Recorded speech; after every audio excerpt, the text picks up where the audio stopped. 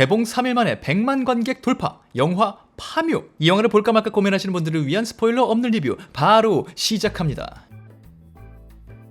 반갑습니다. 이승국입니다. 사실 촬영하기 전부터 머리가 좀 마음에 안 들어갔고 이런 걸 엄청 신경 쓰는 편이 아닌데도 그런 내 눈에조차 머리가 마음에 안 들었는데 머리를 다시 감지 않는 이상 안 잡히겠더라고요. 그래서 그냥 할게요. 파묘 갑시다. 파묘의 총평은 저는 그렇게 정리를 하고 싶어요.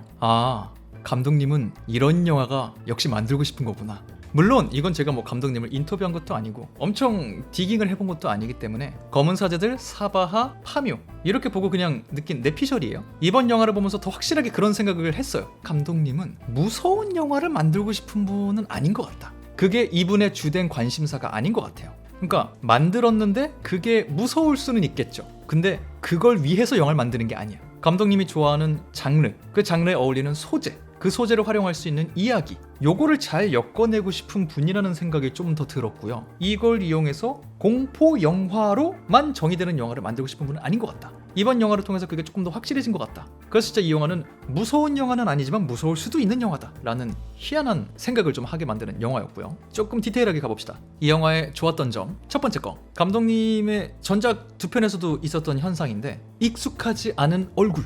검은 사제들에서는 박소담 배우님, 너희들이 미웠다, 대사 막 하는, 누워서 움직임도 별로 없이 카메라를 잡아먹는 그런 카리스마, 이런 배우가 있었구나. 사바하에서는 이재인 배우님, 그전에도 다른 작품에 나온 적이 분명히 있는 분이지만 여기서 또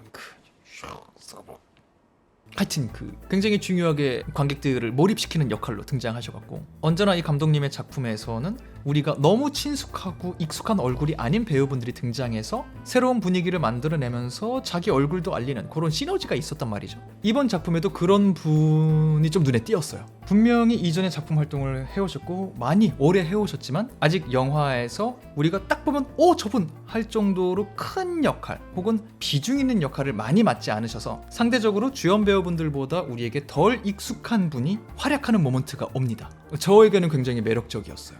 그리고 두 번째 영화에 좋았던 점은 예상을 한치 벗어나는 순간들.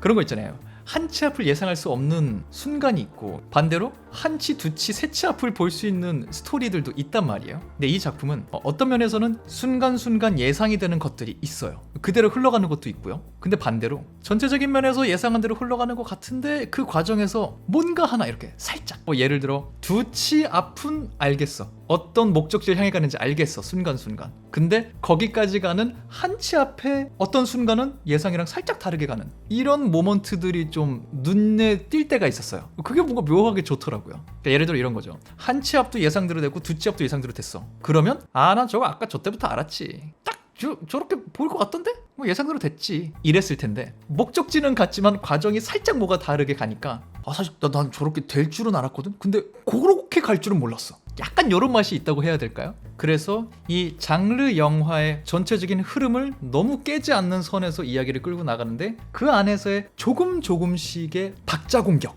그 순간순간들이 영화를 보고 나서 기억에 남는 게 좀 있었어요. 그게 개인적으로 좋았던 또 영화의 두 번째 포인트였고요. 그리고 세 번째 파묘의 좋았던 점, 뚝심 있는 오컬트쟁이.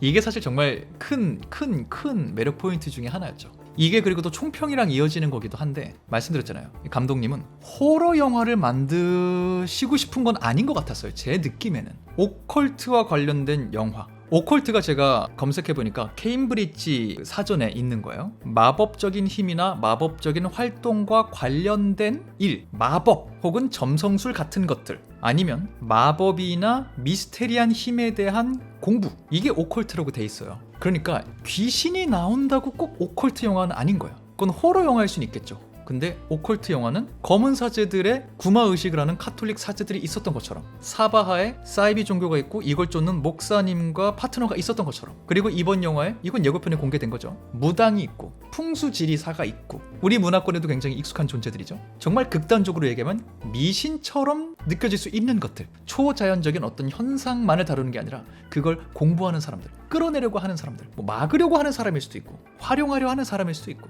요런 소재와 이런 사람들의 이야기를 다룬 거를 오컬트라고 일단 정의하고 있더라고요. 정의 자체는. 그리고 감독님은 이 오컬트 영화를 만드시는 분이거든요. 그리고 이번에 선택하신 소재가 말씀드린 대로 우리에게도 익숙한 한국적인 오컬트 요소들인 거죠. 풍수지리를 보는 사람, 구술하는 사람, 이 사람들과 관련된 어떤 현상들, 이 사람들이 믿고 있는 바, 이 사람들이 하려고 하는 바, 이런 얘기들. 다시 한번 이 장르를 또 진심으로 대하고 계신 이 모먼트 자체가 저는 좋았고요. 근데 그 장르를 계속 이어가지는 연장에서 또 감독님 나름대로 이 장르에 익숙하지 않은 분들, 좀 라이트하게 보시는 분들을 위한 소통 방법을 또 익히신 것 같은 느낌도 있었어요. 그래서 어떤 부분은 굉장히 설명을 잘 해주기도 하고요. 뭐 직업적인 거일 수도 있고, 영화에 등장하는 상황, 현상에 대한 설명일 수도 있고, 요런 진입장벽을 좀 낮춰주는 시도도 많이 하고 계시고, 근데 그러면서 감독님이 끝까지 포기할 수 없는 어떤 순간들, 극중 인물들의 업자 대화는 그냥 지나가는 것도 있어요. 분명히. 이건 개인 취향이지만 저는 그런 게 좀 마음에 들더라고요.